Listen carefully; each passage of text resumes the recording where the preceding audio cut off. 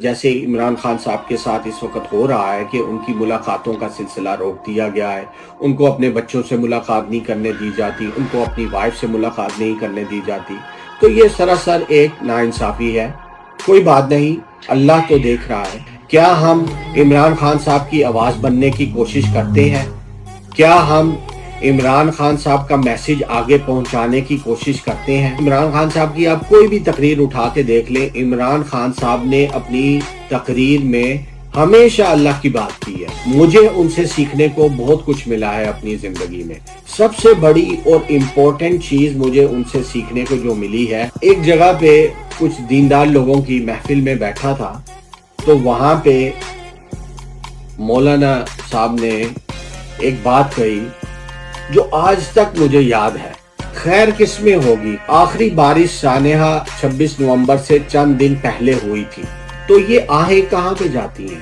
جو باڈی ہے اس کو ایک مثال کے لیے اس دنیا میں محفوظ کر دیا۔ جہاں جہاں پہ ظلم ہو رہا ہے اللہ سب دیکھ رہا ہے۔ میری باڈی ایسے ہی آپ کے سامنے ہوگی، لیکن میری زبان نہیں بولے گی، میری آنکھیں نہیں دیکھیں گی، میرا دل نہیں دھڑکے گا، میری رگوں میں خون نہیں دوڑے گا، میرے ہاتھ نہیں چلیں گے، میرے قدم نہیں بڑھ سکیں گے۔ کیوں؟ آپ ان کی آواز کو کبھی نہیں دبا سکتے۔ ہم ان کی آواز ہیں۔ جن لوگوں نے ان سے شعور حاصل کیا وہ سب ان کی آواز ہے۔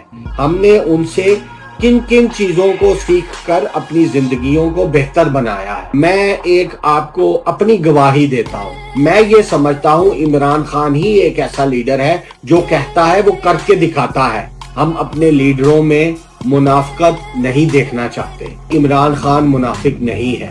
کسی لیڈر نے آج تک الف بے نہیں سکھائی ہوگی کسی بندے کو۔ یہ آج کل کے لیڈروں کی بات کر رہا ہوں جو رہ گئے ہیں گنے چنے پاکستان میں۔